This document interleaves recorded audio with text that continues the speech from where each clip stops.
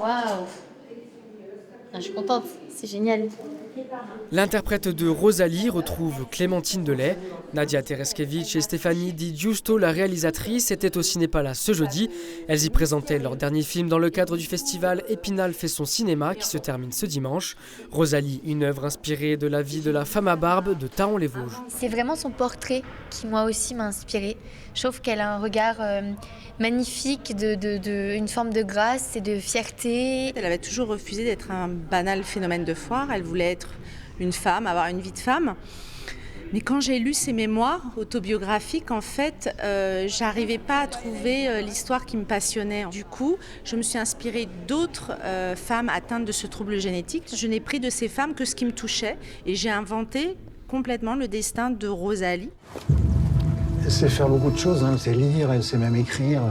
Le film raconte donc l'histoire de Rosalie, une femme qui cherche à se faire accepter par son mari et les habitants du village en assumant sa pilosité excessive. Par souci de réalisme et pour que l'actrice s'approprie pleinement son rôle, Nadia Tereskevich a dû s'astreindre à plusieurs heures passées avec la maquilleuse avant les tournages, chaque poil étant disposé un à un sur son corps. J'avais assez honte en fait au début du film et une sensation que j'étais mal dans mon corps et au fur et à mesure du tournage j'ai appris à m'accepter en fait et j'ai fini par être fière et aimer porter cette barbe. Mais ça a été un voyage en parallèle de celui de Rosalie parce qu'on a tourné dans l'ordre chronologique. Du coup j'ai pu avoir cette traversée parce que c'est pas évident, ça a questionné ma féminité, ça m'a beaucoup déstabilisée en fait. Ce qui est beau chez cette femme, chez Rosalie, c'est qu'au fur et à mesure qu'elle assume sa barbe, finalement, elle devient de plus en plus femme. C'était ça l'idée en fait, d'une jeune fille, elle devient une femme grâce à sa barbe.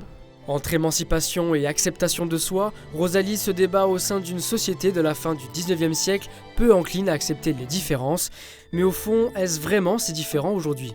C'est une femme qui a besoin de prouver aux autres qu'elle est femme, alors qu'elle le sait qu'elle l'est, mais elle doit le prouver, parce qu'elle ne correspond pas aux codes et aux normes. Et on est dans une société qui uniformise aussi et où il y a peu de place pour la différence. J'ai l'impression qu'on vit une époque particulièrement violente, où il y a un mode de vie qui se déshumanise, et je pense que l'époque que je décris aussi, 1875, correspond un peu aussi à notre époque aujourd'hui. Il y a une résonance comme ça.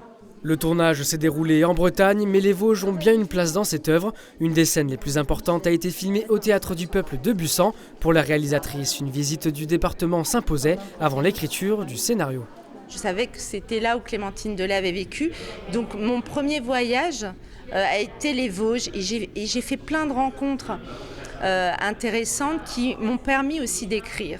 Notamment cette histoire de Lederlin qui m'a inspiré Benjamin Biolay, qui était en fait l'industriel qui avait cette usine à Thaon-les-Vosges, qui était une blanchisserie. Donc voilà, tout ça participe à la création de l'écriture et ça a commencé dans les Vosges. Le film a fait partie de la sélection Un certain regard au Festival de Cannes 2023. Pour le grand public, Rosalie et sa barbe sont à découvrir dans les salles obscures à partir du 10 avril.